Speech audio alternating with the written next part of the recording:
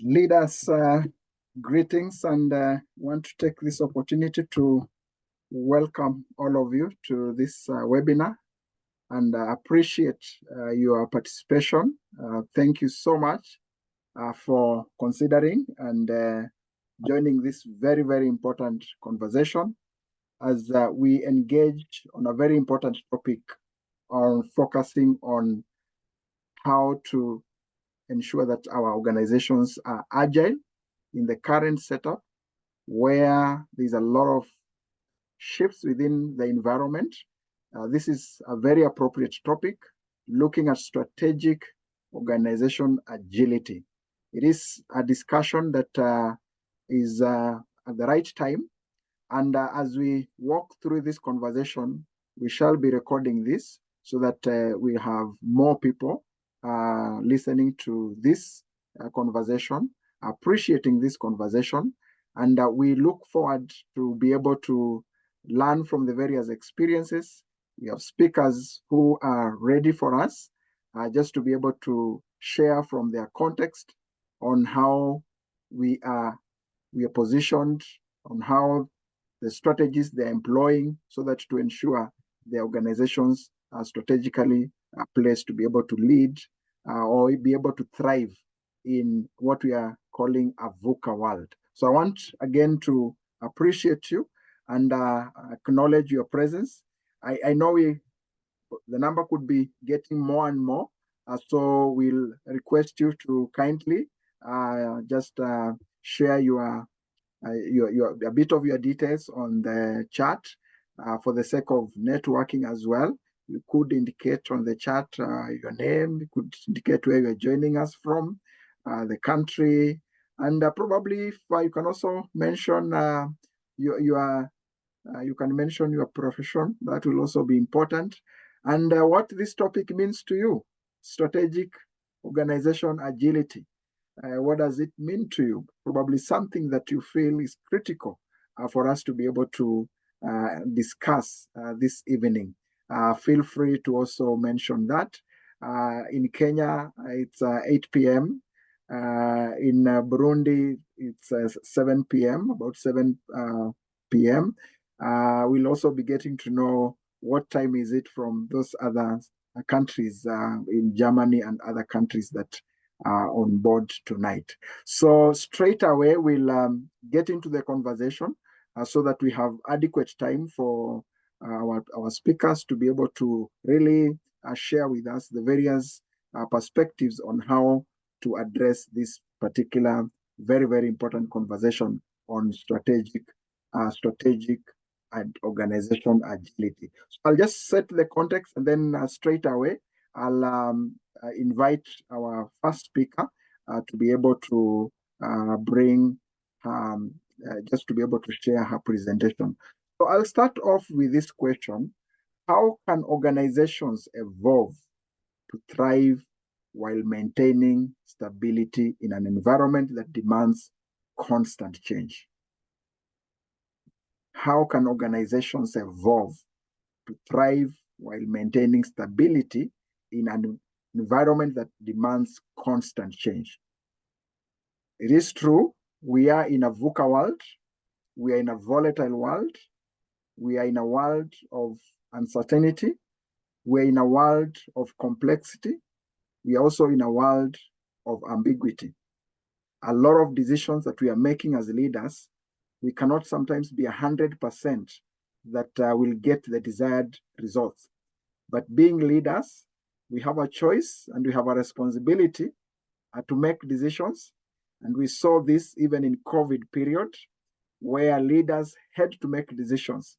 And some of them could even confess that we are not certain that we'll be able to get the results we anticipate. But all the same, we are leaders. We cannot sit on the fence. We have to be able to make a decision. So I would wish to pose this question to you, maybe just a minute or so as we reflect together.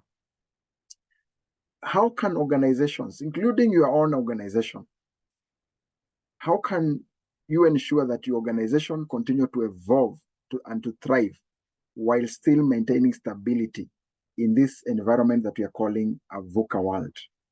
this environment where there's a lot of transformation emanating from technology, from globalization, the issues of climate, and many other things that are happening within our environment. How can our organizations continue to evolve and thrive while maintaining stability in this kind of an environment? I would invite you just to maybe share a comment on the chat. We'll be able to reflect on that together as we continue with the conversations. So just feel free just to post something on the chat.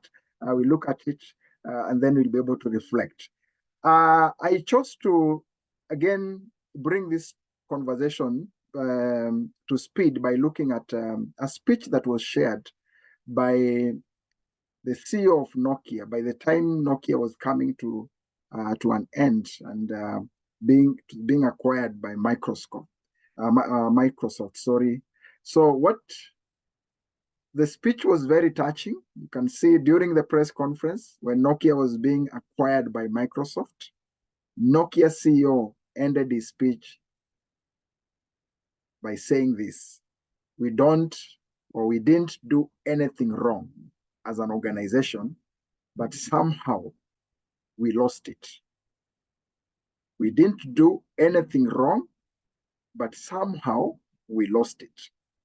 And upon saying that, the CEO, together with the entire team, they all broke down into tears. This was a very emotional period, having seen how Nokia had grown, expanded, and the kind of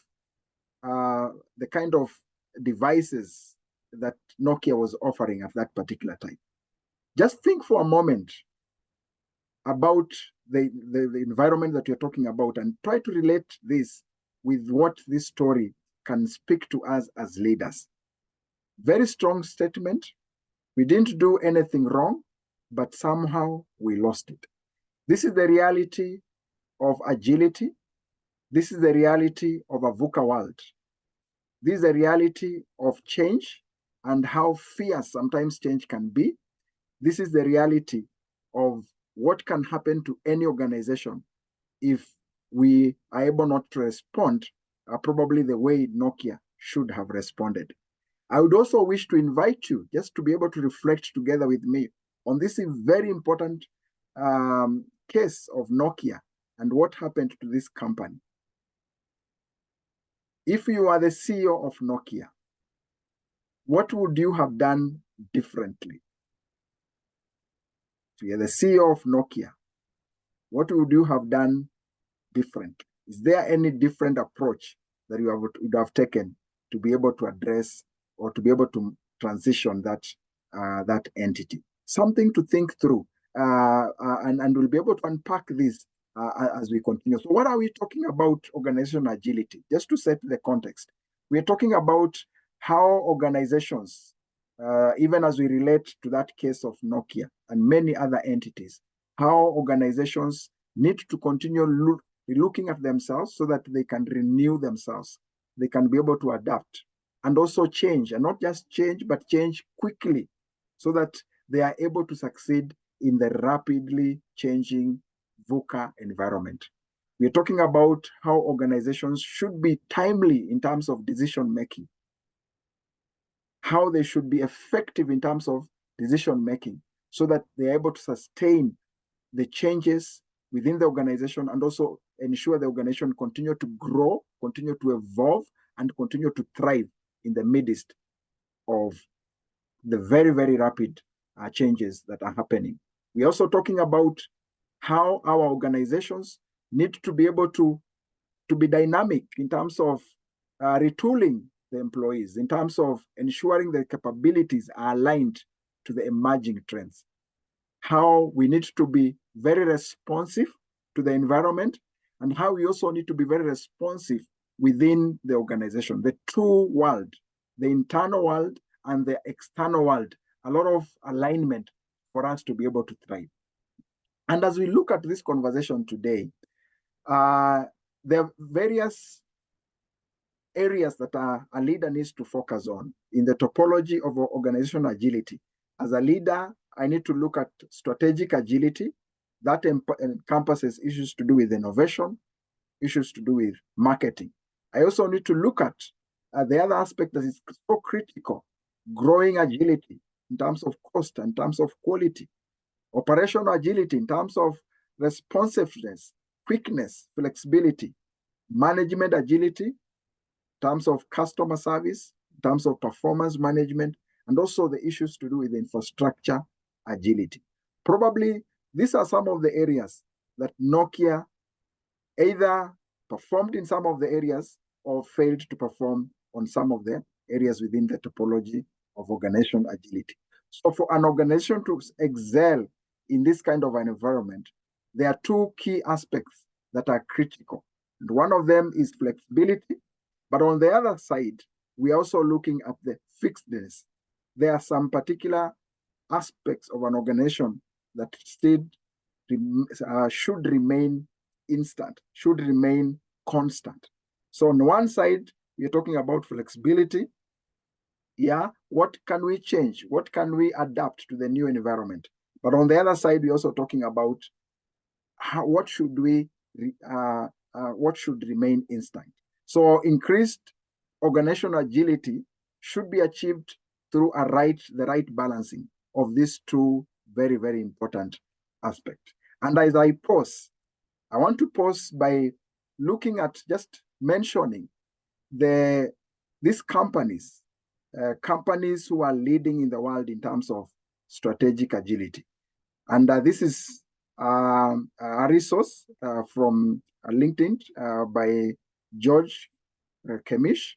And he talks about some of the organizations that are excelling in this world in terms of agility, including organizations like Alibaba, we have Facebook, we have Google, we have Amazon, among many other organizations. And what can we pick from this organization, even as we build on this conversation and just try to appreciate what this researcher was able to find out? One of the common aspects within these organizations, what they're able to do differently and in common, one of them is the issue of culture. The issue of culture. These organizations have set a customer-centric culture where everyone in the organization is outward facing and aware of changes in the external environment. So culture is critical, and this is one of the areas that could be fixed, especially on the culture that sustains the viability, profitability, and the impact of an organization.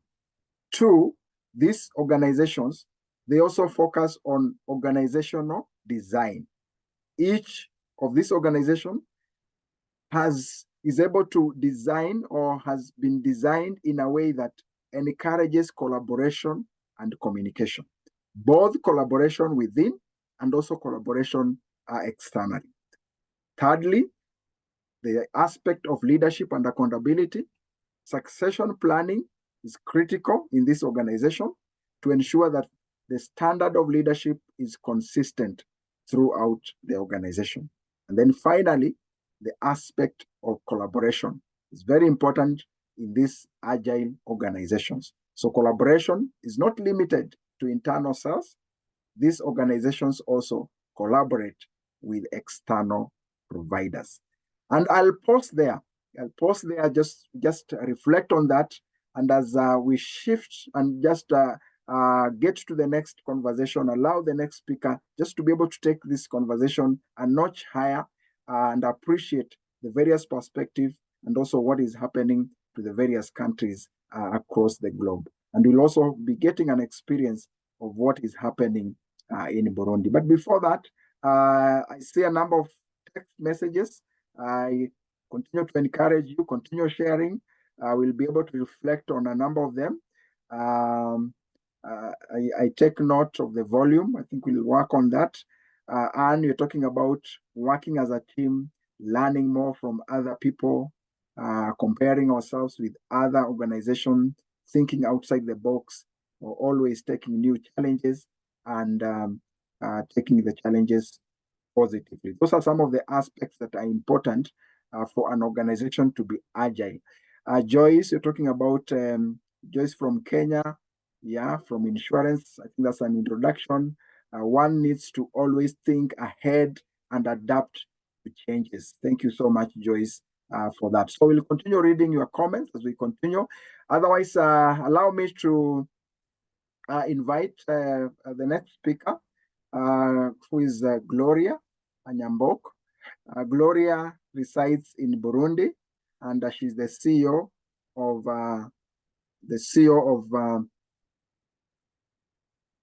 Kasamenza in Burundi.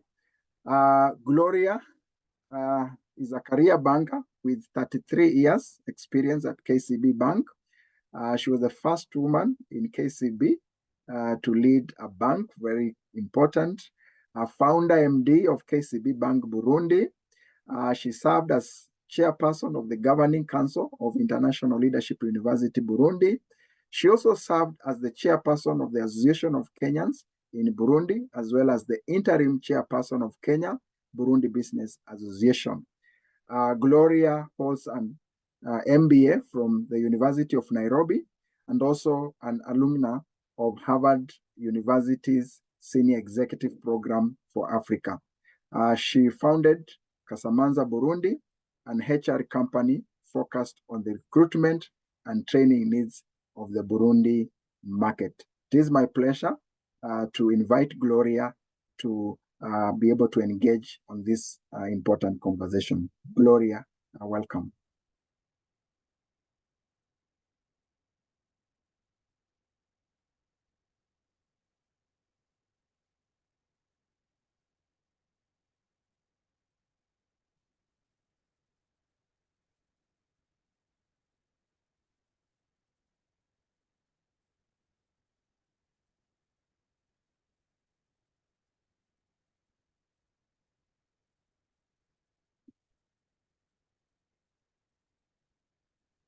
Hello. Hello, Gloria. You're welcome. Yes, can you see me? Yes, I can see you, can hear you well. Okay, sorry, my screen was hanging for a moment. Yeah, so thank you very much for this invitation to speak this evening. I don't really have a presentation. What I'm going to do is share my experience. I think you've seen from my CV that I have been around in the region in different markets. I've been in Kenya, I've been in Tanzania, I've been in Rwanda, and I've been in Burundi. So those are 4 different countries. And that was part of my role as a banker in KCB Bank. So I just want to share some of the challenges we had around agility in 2 of the countries. I'll specifically be talking about Rwanda and in Burundi. So it is the challenges that one would face maybe as being part of a big group, because when you're part of a group, some agility issues come in, and those are some of the things I'll be sharing. So in the way we normally enter a market, we have been entering markets, or the bank had been entering markets at that point, was as a startup. So, it comes with its own challenges. You are coming into a market, there are other players there, you have to come and fight and find your space. It requires good strategic thinking and the ability to respond to competitive forces. So for example, when we went to Rwanda, definitely the market was not as developed as it was in Kenya. So we came with our ideas and what we knew we were doing in Kenya. We knew we could come with these things to the Rwanda market and fight in the Rwanda market. So the first thing we had to look at was, how do we create our footprint? Because we realized in order to fight with the bigger banks, you cannot be just one branch. We needed to be present in all the provinces within the country. So we sat down and decided we're going to do 9 branches in 6 months.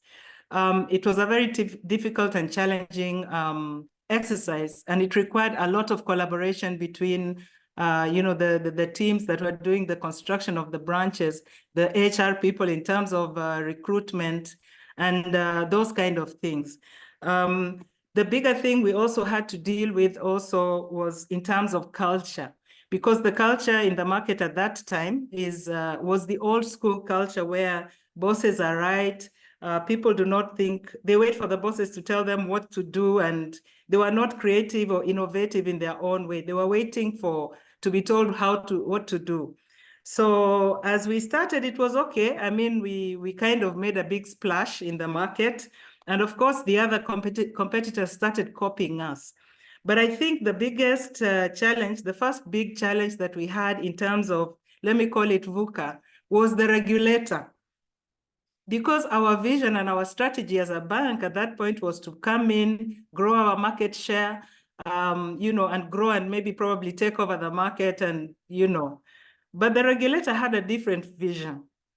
And this is what we did not really see. The regulator did not want us to run away with the market. The regulator wanted us to help the others to also grow. So what would happen is every time we are presenting what we are going to do, they would tell us we have to involve the other banks. And it was very, very, very, completely very challenging because here you are with your competitive advantage. You believe you're going to bring something new into the market and you think this is what's going to make us win this market. And the regulator tells you, no, no, no, no, no, no. You have to include this bank, you have to include that bank. So we realized that this now is a whole completely different political environment. So we had to find a way to collaborate together with the other banks and also with the regulator to ensure that we are achieving the vision of the regulator while at the same time achieving our own personal vision of where we wanted to take the bank. But I think we were very successful in terms of that negotiation, working together with some of the banks on the new products. And I'll give you an example of when the stock exchange was set up. We wanted to be the receiving bank, the whole IPO issue. We had to work with the biggest local bank, but we worked together. We were able to even train them and help them to also be part of it. So we were two banks handling that project. The other thing that I think was very successful in terms of what we were doing was, as leaders of the bank, we owned the training. We did not leave it to somebody outside. We realized the culture is not that flexible culture. So we actually sat down and trained our teams directly. I myself, I would interview the front office people and do the personal training to give the kind of message that we wanted them to give to our customers. I also did the customer service training personally because my belief at that point was the people will do what they believe the leader is doing. It's more or less leading from the front. And we're very successful in creating a very customer-centric culture in Rwanda. And so that was the example of Rwanda. And so if I come now to Burundi, it was the same thing, more or less the same thing. But Burundi market was completely different. I think you've seen how Burundi has not been all that stable. So there we were coming in as a new bank, going through the same process. I did the same things in terms of training and trying to build the culture. We came there when the culture was like you go for 2 hours for lunch. And just on a funny note, I remember one day some of the customers came in and they were asking the staff, oh, you're not going for lunch? And then they said, no, we are in Kenya, just to give the idea that, we are in a different culture right now. But we were very successful in gaining our market share in terms of that good customer service delivery. But one of the complications that came up in the market for us, I think I would talk about the 2015 crisis. Because at that point, we were seeing we're going to grow. We did not grow as fast as we did in Rwanda because we said, this is a different market. It's a bit more unstable. Let's be a bit more slower in terms of our appetite for growth. Then 2015 came. And it was a very, very, very difficult thing for me as the MD because number one, we are dealing with staff who are very unsettled, unhappy, afraid for their lives. Okay, people now are just thinking of leaving the country. We had even customers who would come and take loans just to fund leaving the country and default. So it was a very, very, very difficult environment. We would be coming to work in the morning and people are demonstrating. You come to the bank, you find bullet holes in the glass. I must say it was one of the toughest times in my life. But I think the way we managed it as the leadership was just showing our presence and not also leaving and showing the staff that we are supporting them through. So we had very elaborate support systems. For example, If somebody was going home and could not reach their home, we had arrangements with hotels. Staff could go and stay there. If staff were feeling traumatized, we would do things like arrange for counseling and those kind of things, which really built a lot of confidence within the organization. So I think we were very successful in stabilizing the staff. We didn't lose too many staff. And through this, I will tell you that through this, when we started the bank, we never made a loss. We only made the first few months of loss, but after 9 months of operations, we already broke even, and we never made a loss even through this crisis period. Even when the market became bad, SMEs were all closing up and all kind of things. What we decided to do was refocus more on the corporate sector. And focusing on the corporate sector meant that now you have to change how you handle them and also fight with the other banks. But we did that by trying to be very, very, very good in service delivery and our turnaround times. Some of the other challenges we had as being part of a group in terms of agility, I would say, is when your systems are centralized, okay, and your resources say to develop maybe some new things, like maybe your digital banking resources are in Kenya. And then you're saying, we need to run, because I remember in Rwanda, we had a competitor coming in. I shan't mention the competitor, but we knew that competitor was very good in agency banking and digital banking. And we did not have that agency banking in our plan. But we realized that if we don't bring it, we are going to be swamped. So it required a lot of collaboration and negotiation between us in Rwanda and the people in the group, because the people in the group in Kenya were looking at their market and thinking, yes, there's more money coming out of Kenya. We don't need to run with the projects in Rwanda. So those were some of the challenges that we dealt with in terms of agility. But I think we were basically able to get through it. I wouldn't say we were 100% successful. We had our failures along the way, but I think we were able somehow to manage through the conflict in Rwanda, in Burundi, and also through, the regulatory, regulatory difficulties in Rwanda. We were able to negotiate, collaborate, and grow the bank to what you're seeing now. I think that really covers what I wanted to share.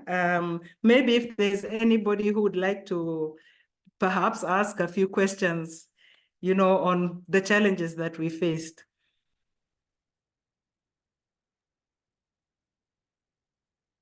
Wow, I see quite a number of comments on the chat. And I think we could allow probably 1 or 2 questions. Gloria will be kind enough to respond to any of the questions. So just feel free, we could allow 2 questions.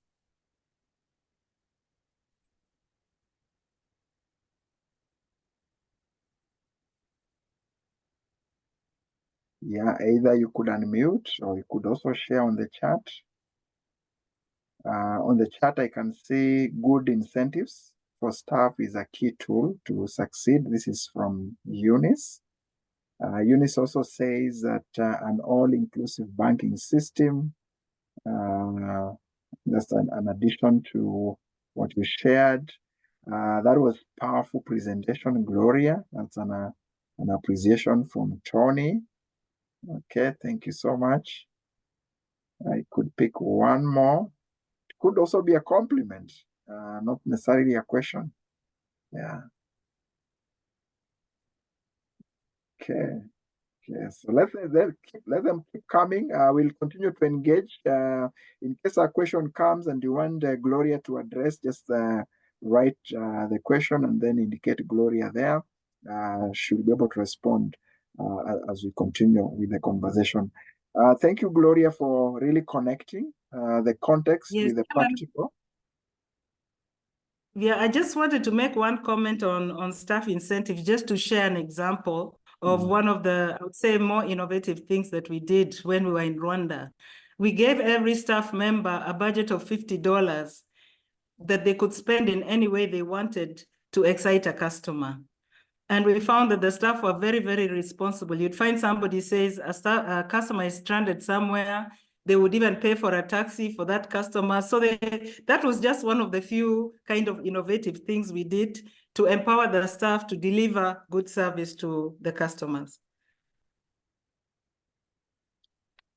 Yeah, thank you, Gloria. Gloria, I see a question on the chat.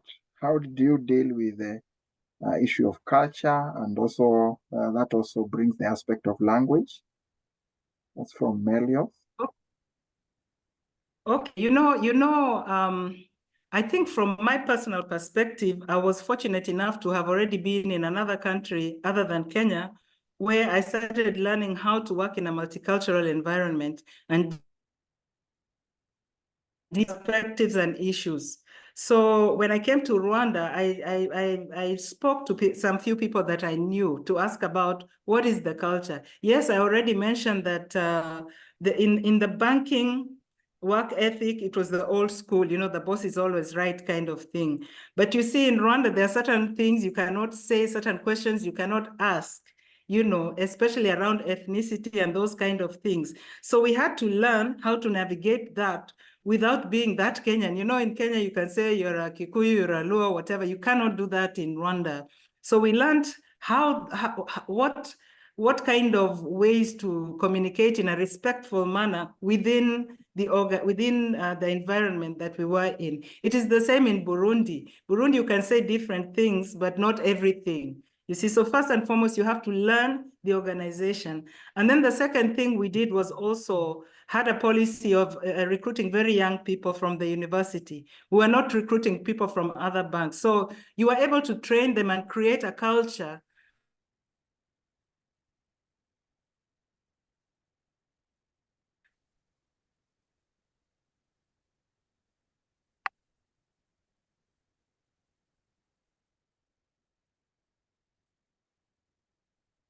Hello? Hello, I responded well. Yeah. That was quite precise. Thank you so much. With I think a number of things that really relate to this very important conversation. In terms of agility, we really see a lot of how you aligned, how you responded, and I like that aspect of also um, aligning ourselves to the agenda of the government. Could be very, very tricky. We didn't anticipate.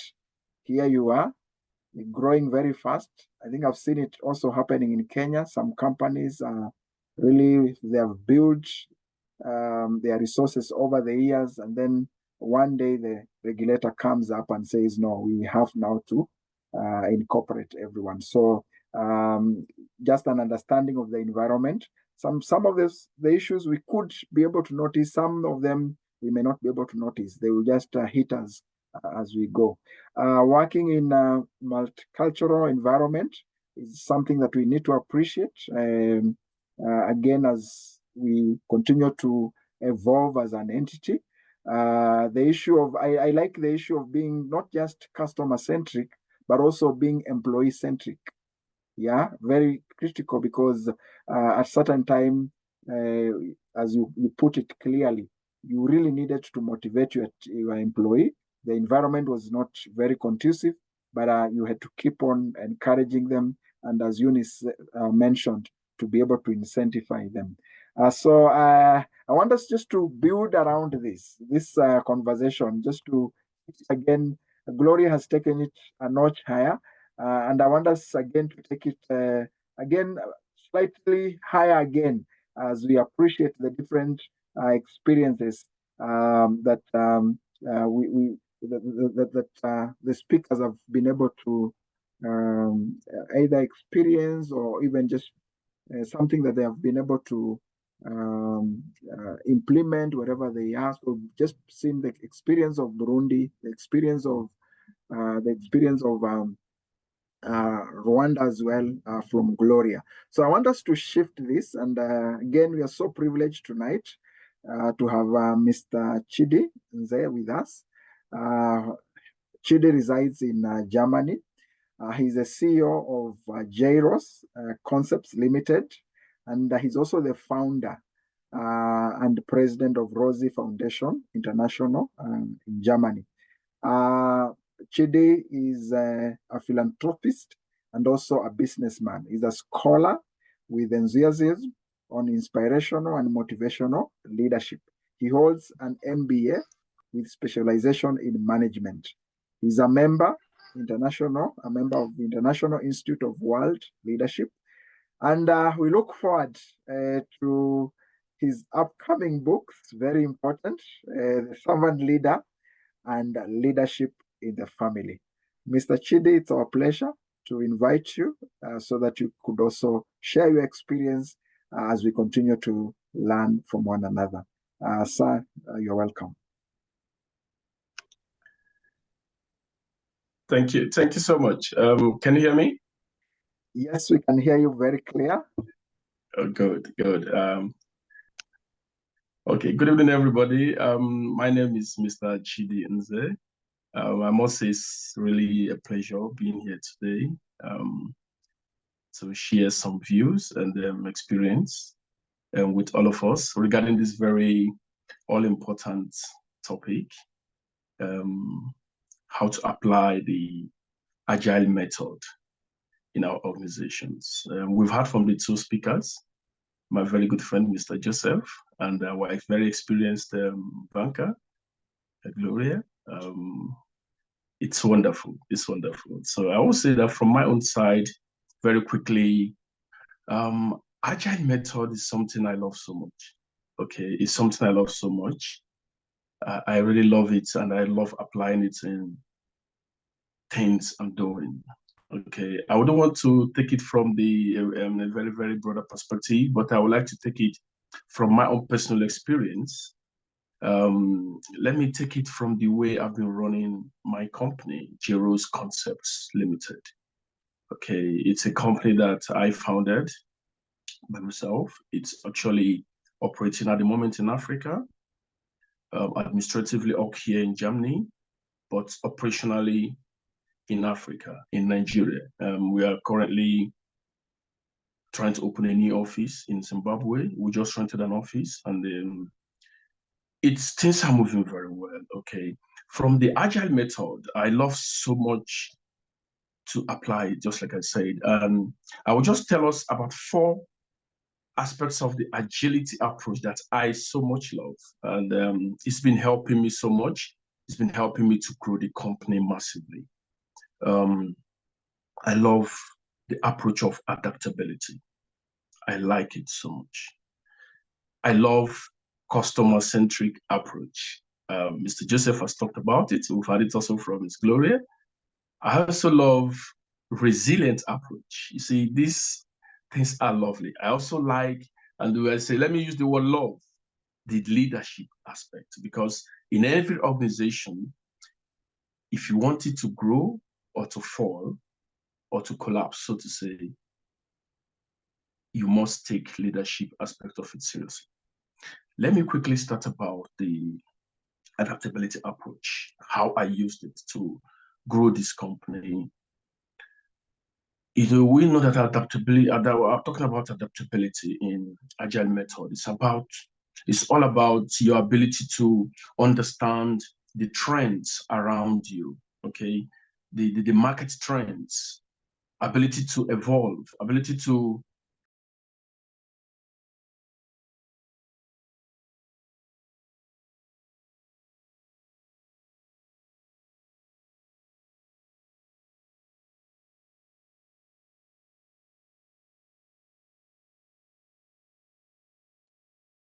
Mr. Chidi, sorry, you are muted kindly.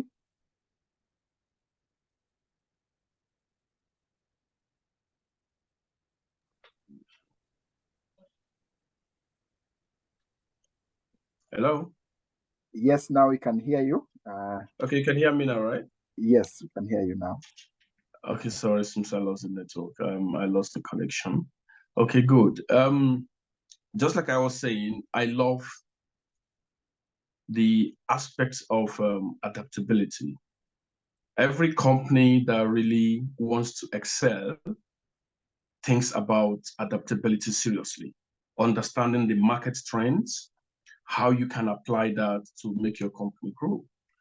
As CEOs of various organizations or various companies, or even staff, also managers, when we apply all these things, it really helps us a lot. Then if you're a CEO of a company, just like I'm applying this in my company to grow it very well, we understood that the concept of adaptability is very, very important. So what did we do? We always try to see opportunities left and right. What are the market trends? What is it that people want? So we can move to that sector. Okay. This made us to become very, very resilient, very, very resilient. We started thinking of how we can move from that very first phase where we were to the next phase. For example, Jero's concept started with logistics. We started with logistics. From logistics, we moved over to agro-allied sector. Logistics sector was still there. We moved over to the agro-allied sector. From there, we moved into real estate.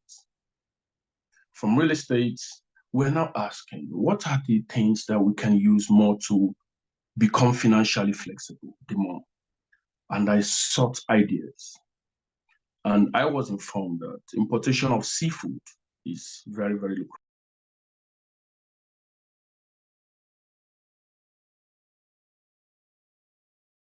I said, okay, we're going to do that. We had to acquire a warehouse so that we can convert it to a cold room and started building a place where we can import seafoods and keep them there. So what am I trying to tell us here?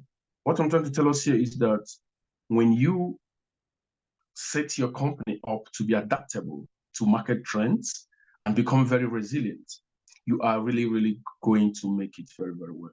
And I can tell you for sure that the company is really doing very well. It's really, really moving massively well. With my contacts in Zimbabwe, we just rented an office in Zimbabwe to push it down there too. Another thing I love so much, I would like to share with us that I know is very, very important in the application of the Agile method is community relations. Community relations is very, very important. You can also call it corporate social responsibility.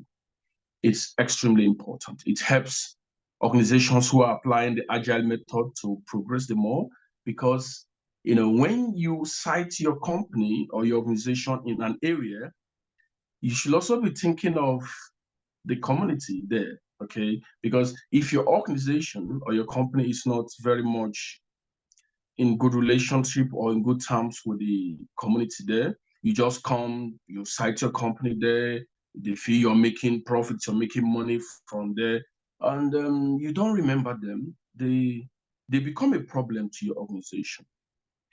I know of an organization in Nigeria.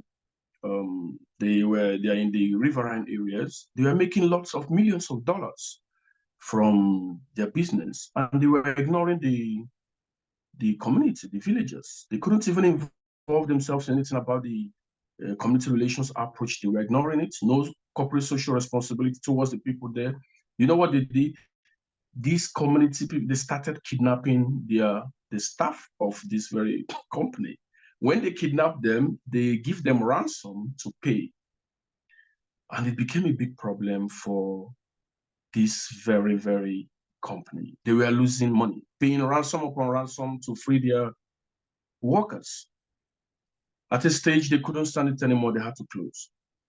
So because I know the dangers of ignoring good community relations, what I did was to, for example, when I was citing the warehouse where I was going to, where I built the commercial cold room for importation of seafood, it wasn't cited in the city center. It was cited a little bit outskirts of the city. That area belongs to a certain community.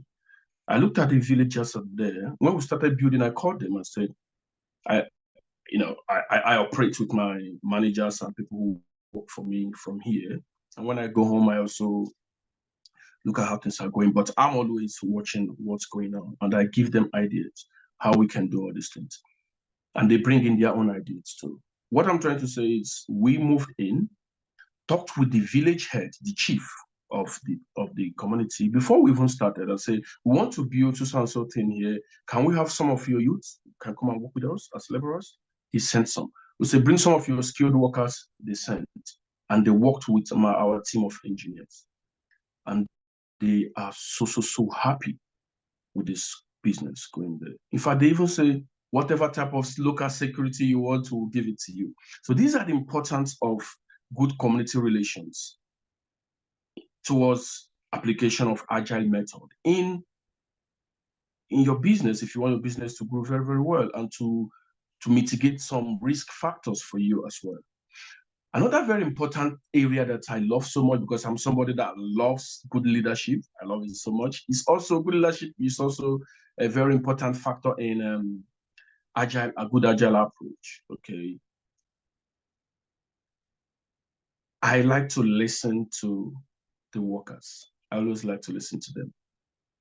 I call them, I ask questions, I seek their opinion. I don't say because I am the CEO, I do whatever I want every time. I can do that, but it's not a good approach. You have to apply the pattern, the down-up system, the down-up approach most times, to give the workers a sense of belonging. That way they give you their best, and that way they take ownership of the organization. You see, this is another good approach that I use very, very well. I use it very well, and I can tell you it's really working very, very perfectly well in terms of how Jero's Concept Limited is being run. It's working perfectly well, and then the organization is slowly growing. One can't really say everything that is by your own power. I also know that when you apply your knowledge, which you have acquired, you also seek the face of God in everything you're doing and hand it over to God. It really helps us a lot. Okay, for those of us who believe in supernatural powers, we all know that it works a lot. Wisdom comes from God, so to say. I like, as I said, just to conclude, I have just 10 to 15 minutes to talk. To conclude, I will urge us to please take resilience.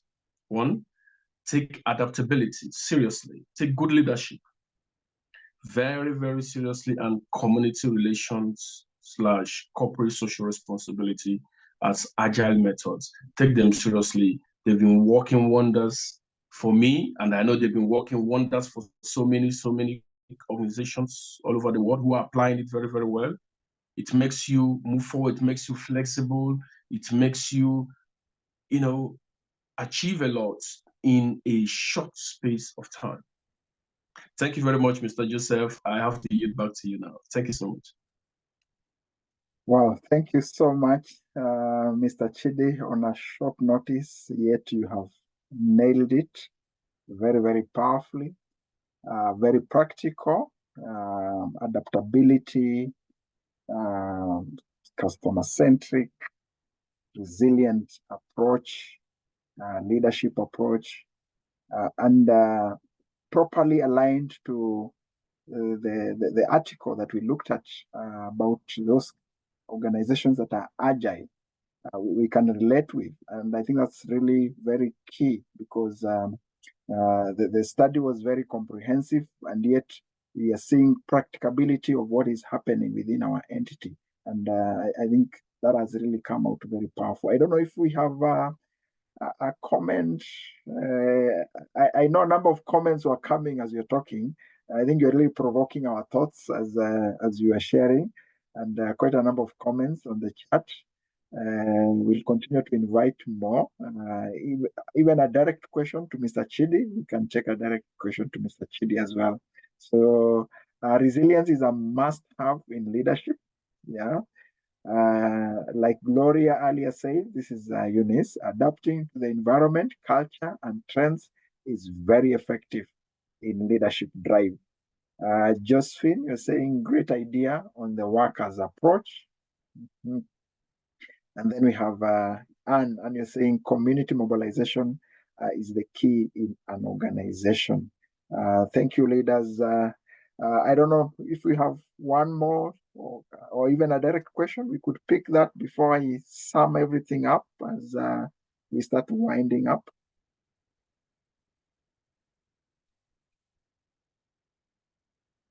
Okay, we can continue flowing. Let's continue flowing. Let's continue writing as we bring this to a close. I just want to sum up what we have discussed, and I'll just do it in a very simple way. I tried to anticipate what will come up, and I'm very happy that whatever we have shared is actually aligned to how I anticipated this conversation will eventually climax. I chose to summarize everything, what I'm calling the listen strategy. Listen strategy. Every agile organization must listen. And I think the word listen has come out from the conversation. But I want us to now break that down as our final reflection. So we must have embraced the listen strategy, which means we embrace learning agility. Learning agility, yeah, we have to continuously learn, but at the same time, be ready to unlearn, relearn, and adapt to changing situations as quickly as we can. Yeah, so learning agility is key. We shift from just being a single loop or a double loop organization to a triple loop organization, an organization that has learned how to learn. And we're saying learning agility again has to encompass both the skills and also the attitude, because as the environment shifts, we have to continuously retool. We have also to continuously work with, embrace, and continue to sharpen ourselves on various aspects of attitude, as well as the abilities, the necessary abilities for us to be able to thrive. The second aspect in the listen strategy is insights. Yeah, so we have to focus on insights. We have to focus on patterns, focus on trends, and we have to go beyond the normal information, beyond the surface information. We want to pick what is not being said. We want to listen to what is not being pronounced.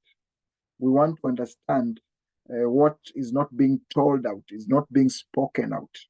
Sometimes this comes with a lot of other strategies, a lot of other initiatives. I've seen some organizations are encouraging workers to eat together, to have meals together, to go for swimming together. They have created an environment where work and life is there's harmony in that, and that allows them to be able to listen more to the employees, to be able to get insights, because sometimes the insights may not come up in the boardroom.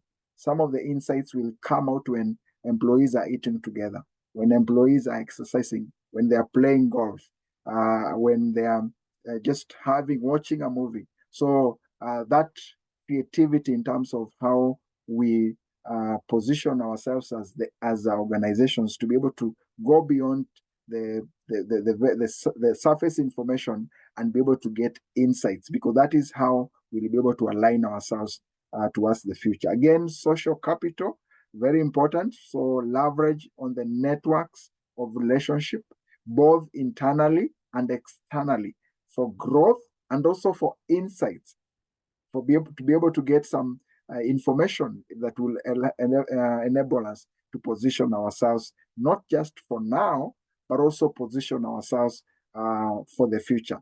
The organizations that have existed for over 100 years, they're known as centennials, and one of their strategy is that they study society. They study the trends in society. They want to understand the behaviors of the society. They want to understand what will the society require next in terms of probably within the area of what they are offering, be it some services or products. So they spend so much time to be able to study the society, and that enables them to be able to align themselves, and ensure that they're able to serve and also remain relevant. And then T is take risk. Yeah, it's we have sometimes to experiment. Yeah, we have sometimes to accept that failure could happen, but it could also lead to something positive. There are some innovations that emerged from what could be termed as failure. They didn't resort to what they were anticipated to resort to, but whatever they resorted to became a new innovation. So we should not fear to attempt something that may result in loss or sometimes may result in failure. So we have to build resilient systems, and this I think has come out very strong from Mr. Chidi, so that this system can be able to withstand, even if there is failure, we can still be able to bounce back. And then E is about environment awareness. This has come out from Gloria in terms of the regulatory environment, in terms of also within the organization, the internal environment. So we have to consistently scan the environment, study the environment for emerging trends. What is the direction of government? What do we anticipate government to do? Seeing government coming up with policies that would sway the market, would also impact business in one way or another. So a lot of investment again to be able to understand the trends within the environment. And then finally, N is novelty. Yeah, embracing innovation, embracing creativity, and embracing adaptability. Because sometimes yesterday's strategy may not be able to take us to tomorrow's destination. Sometimes today's solution could be tomorrow's challenges. So we have to really have that open mind to be able to allow space for creativity, creativity from the boardrooms, as well as from creativity from the user approach. And Mr. Chidi has brought this out very well. We have to embrace both the top-down and the bottom-up approach to ensure that we embrace and leverage on the available information so that we continue being creative. So this sums up the listen strategy is critical for us to be able to thrive in this VUCA world and ensure that we build resilient organization, agile organizations that are able to thrive in the midst of the rapid changes that we are talking about.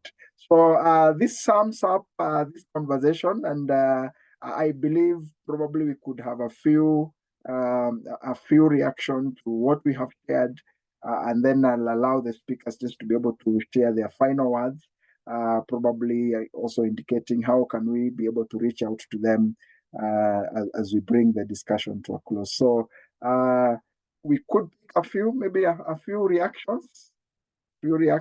Could be directed to a speaker, it could be general.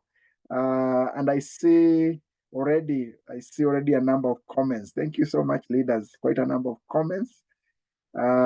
Business resilience is about being adaptive, agile, competitive, and robust. Thank you, Mr. Bernard. Eunice, you talked about responsive agility, very important. Josephine, you're saying, I admire the two guests on risk-taking in a strange country. Wow. Investing in a totally different culture is not easy. I believe they would need more time to really take us through how they did it. Yeah, the books will really enlighten us. Yeah, thank you. So I think that's another very important conversation that we could have. Great presentation too. Yes, when you give your employee opportunity to express their opinion, they feel valued, and it also increases creativity. Tabitha, you are saying, what a trio collaboration. This has brought agility so well. Congrats to Chidi, Joseph, and Gloria. Anne, you're saying this was a great insight on networking to get better results. Thank you so much, leaders. I could pick, is there anybody who would wish to just unmute and maybe share a comment or a question as we sum up, even as the rest continue coming on the chat?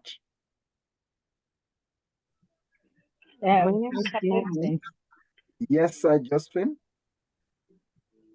Yeah, so I really want to appreciate the two guests, including yourself. But the two guests, I just imagine how difficult it is even to start a small business in our own culture where you have friends and relatives.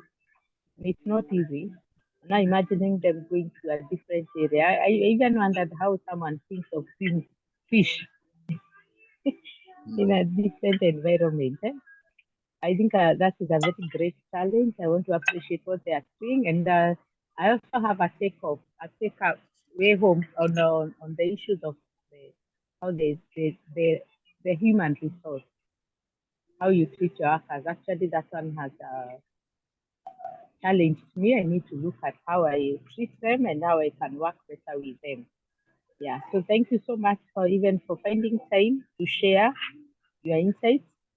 I hope the books will be out, and even Gloria, don't let that knowledge go to waste. Yeah, thank you.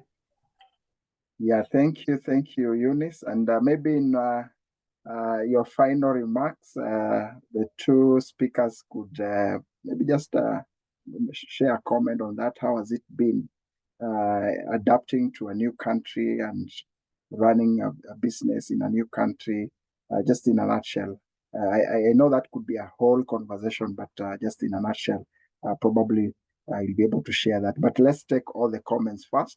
Melioth, I quickly want to make an observation. Here's Eunice. I'm Yenowana. I'm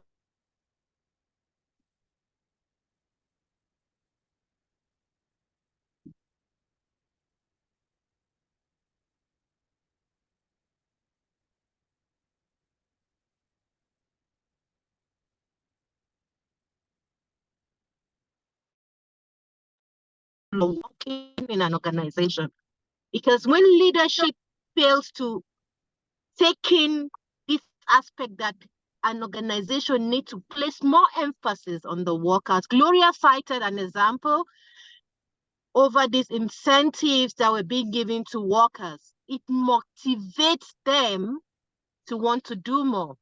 And it fails a lot in our leadership sector. They tend to concentrate on the productivity of the companies or the organization making money and fail to take into cognizance the human aspect of it. That is my observation. Thank you very much. Thank you so much, Eunice. Thank you for that insight. Building on what Josephine mentioned, the human. Nowadays, we talk a lot about human-centered leadership, because that's really the core of leadership. Thank you for bringing that out very well. I saw a hand by Melioth and then Naomi. So Melioth, kindly share your reflection.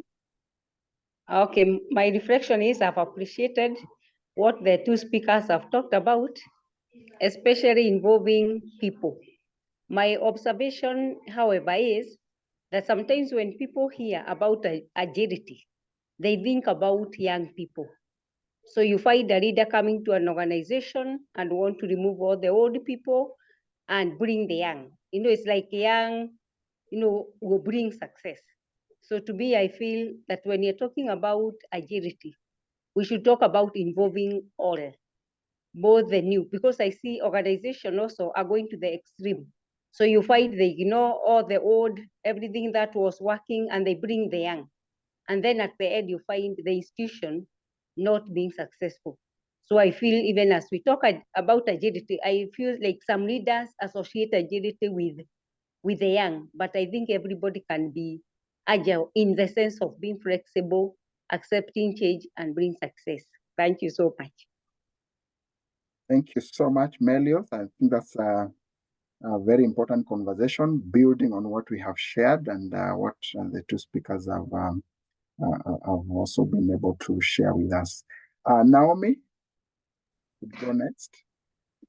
Good evening. Good evening.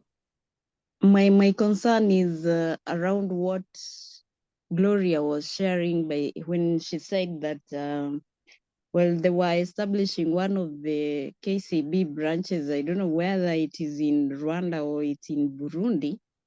They had to do some trade-offs whenever they wanted to introduce some new product or new approaches to their way of running their day-to-day affairs, they were told to tag along the local companies. And all that was because of the regulatory frameworks guiding or governing that country. My concern is, how are they able to maneuver such an environment, bearing in mind or having in mind that regulations are not one day, they're not formulated, implemented, and assented to in one night. It takes time. And on the other hand, the banks need to break even and register some profit. How was that trade-off? Did it lead to probably folding, or how did they manage to stand the test of time? Thank you. But good presentation by all.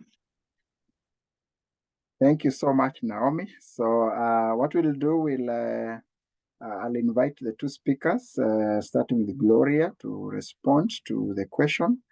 Probably just in a nutshell also, you could also share your experience settling in a new country and how the experience was, and also let us know how we can be able to connect with you, any particular platforms that you would wish to share with the participants so that we can continue having this conversation with you. So Gloria, kindly welcome.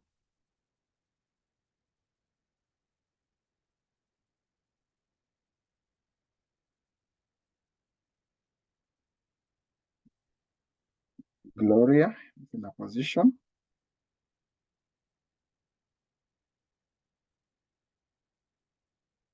Okay, in case we have a hitch, let me start with Mr. Chidi, then I'll move on to Gloria.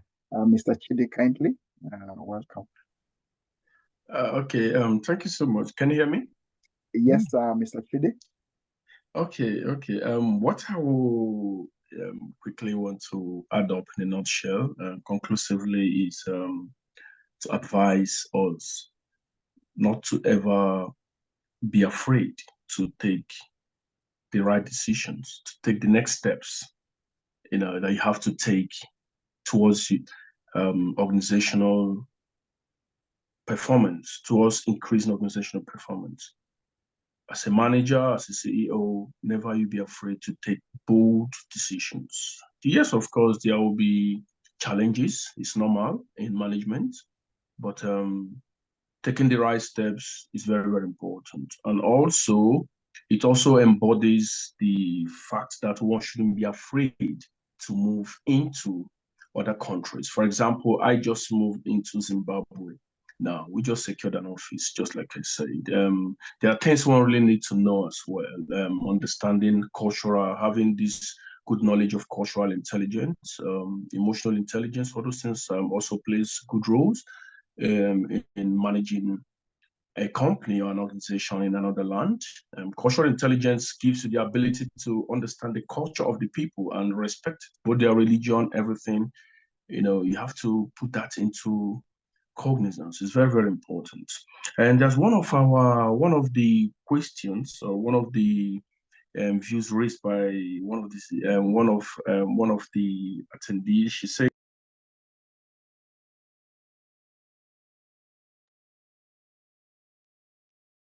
Mr. Chidi, kindly, you are muted.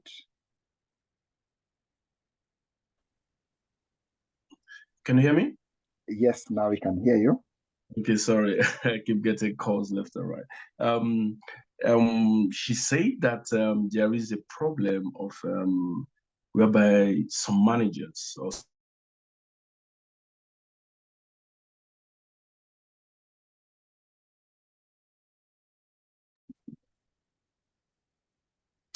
Hello?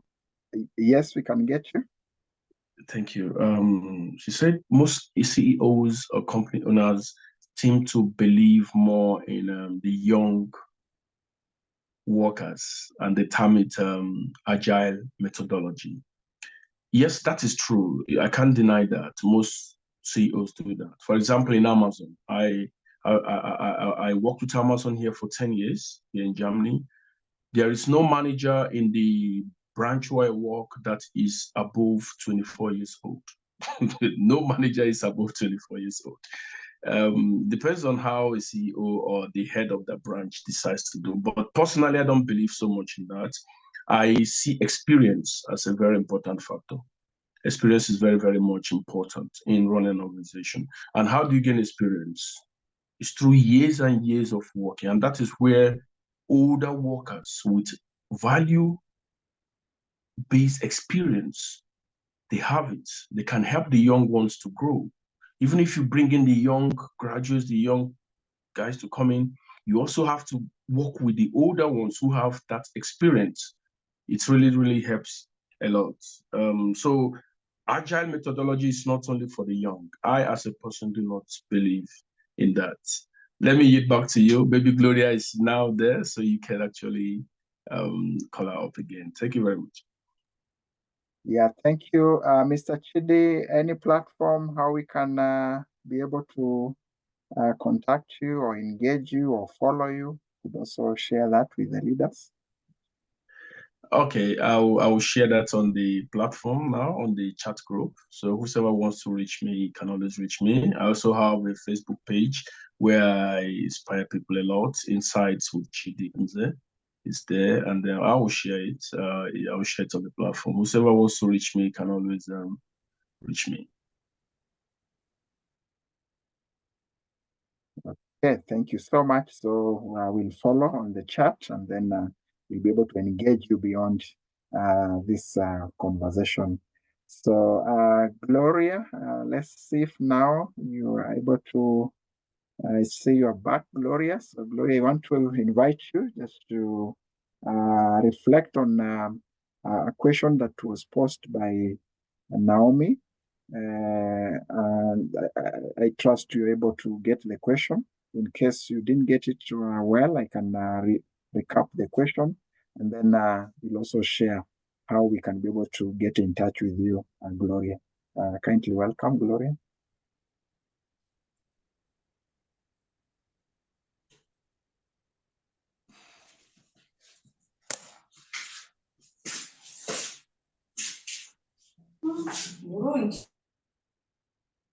I think we seem to have a challenge, a technological challenge on Gloria's side. So we'll share this. We'll share this beyond this conversation. One thing that I would want to say, even as I share about just a few details on who we are. 95% of the participants here belong to a network known as Generational Leadership Network, which was started in Kenya, where we are equipping leaders across various platforms. And our vision is to focus on developing leaders who are generational thinkers, leaders who are purpose-centered, vision-driven. We see these leaders in a home, organization, and in country. And by God's grace, we've been able to equip quite a number of leaders, getting very powerful testimonials of what is happening, the kind of personal transformation leaders have been able to experience, and also how they're able to experience and transform the organization. So as an entity, we offer various packages or various programs or masterclass, starting from level 1, the Impact Leadership Masterclass, which is just a 1 day or 3 day, depending with the arrangement that we have with the entity, focusing on 8 modules, and that transitions us to the next level, which is Global Leadership Network Masterclass or Purpose-Driven Leader. Again, this is a very in-depth conversation, and we normally use 2 resources, 2 books, Becoming a Global Leader and The Purpose-Driven Leader. And this one takes 12 weeks. Most of these sessions are virtual, so we have participants from Burundi, we have participants from UK, we have participants from Zimbabwe, among other countries that have been able to undertake this program. The final program is the Strategic Leadership Masterclass for Executive and Emerging Leaders. This is a 10-week program where we meet 2 hours per week. focusing on various aspects of strategic leadership that are also very paramount at this particular time for us to be able to lead successfully. So we invite you, in case you want to get some more info, feel free to either contact us through the numbers or also an email. You could also access our website or even scan the code that is on the screen there. Get in touch with us. We do this every month. Every month we come together as a network of leaders for a reflection. We call it monthly reflection. So every month we come together. We have experts handling certain topics, just as we have done today, and we're able to learn from one another, able to appreciate what is happening to the various countries, the various organizations, pick some of the lessons that are helpful to us so that we can be able to become better leaders. So we want to, I think, put a comma there for today. And already we are preparing for next month so that, again, we can take this conversation a notch higher. Again, I want to say thank you so much to the two speakers. Thank you for being very generous, sharing your experience and taking your time to even prepare so that we can have this conversation together with leaders. Eunice, I want to say thank you. I believe, Eunice, you're also joining us from Germany. Yes, yes, sir. Yeah. You're welcome. Yeah, thank you so much, Eunice. I remember the conversation we had where you were facilitating about parenting and look the issue of courtship and all that. And I always remember. I think one day we'll also have you on this platform. Just we can also continue learning from one another. And thank you so much, Eunice, for joining and also sharing your insights. You're very welcome. It's my pleasure. Okay, thank you. To Tabitha, thank you for connecting me to Mr. Chidi and see where we are now. A lot is happening. Yes. And we really want to appreciate for that. Thank you so much. I'm glad for that. So leaders, thank you so much, leaders. We want to put a comma and want to really appreciate all of you. Mr. Chidi, I'll get back to you. We'll share this recording. We'll take this conversation more and more as we continue to see how we can continue to collaborate. So thank you so much. We want to wish you all a blessed night. For those of us who already it's at night, those of us who are still in daytime, we wish you a blessed day. And until we meet again, may God bless you all. Again, want to say thank you so much and have a blessed time.